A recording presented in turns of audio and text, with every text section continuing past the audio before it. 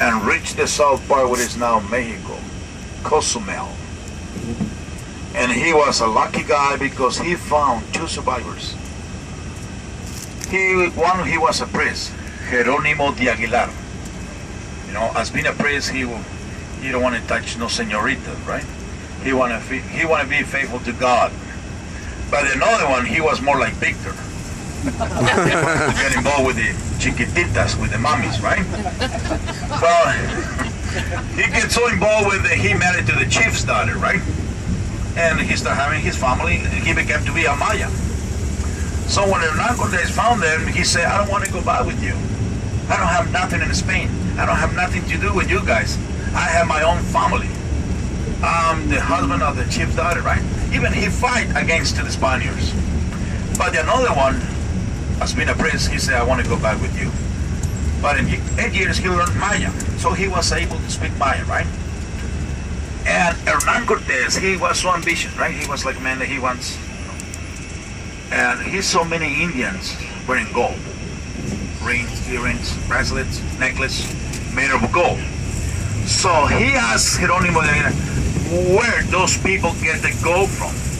Because I don't see no mountains in it. There's no mountains there. It's just beach, right? It's flat. Beautiful beach, but that's it, right?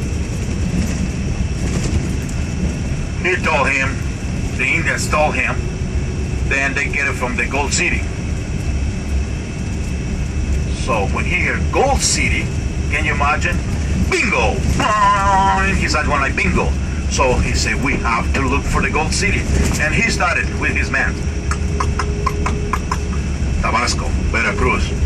Well, one day, they get to the top to a beautiful volcano, Popocatépetl.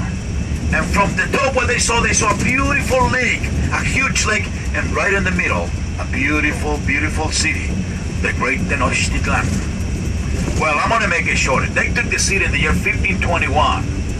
And what happened after that, he said to his men, okay, now you're gonna go north, south, east, and west. And that great Tenochtitlan became to be one of the biggest cities in the world today in our days is Mexico City, right? Well, he said, okay, north, south. And one of those guys was his nephew, Francisco Cortés de Buenaventura. And again, he was coming from the south part. Can you imagine we can be able to go to the top of one of those mountains? They did it.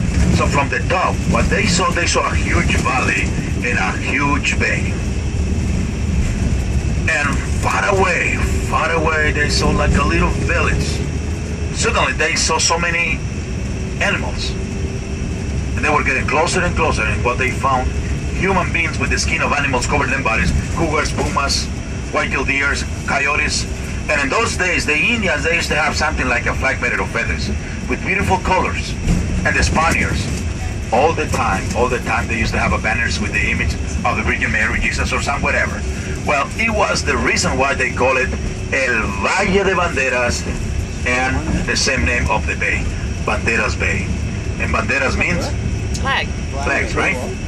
Well, those Indians, they don't have nothing value to them. No gold, no silver. So they say, sayonara, hasta la vista, tamadachi, Okinawa. So that means they never stopped to build a town. But according to the history, they bring a new disease to the Indians and 96% of the Indians disappear. The only two groups who they survive is Coras and Huicholes. Even in our days, we have some Coras and Huicholes. Well, was until 1545, behind those mountains, the other side, they found some silver and they started mining and became to be a town. San Sebastián del Oeste, Talpa, Mascota, and San Antonio de Cuadre. And look at now, we have a nice little canoes coming from another part of the world. So we call it the little canoes, right? Yeah. That's what, yeah. No, but I mean,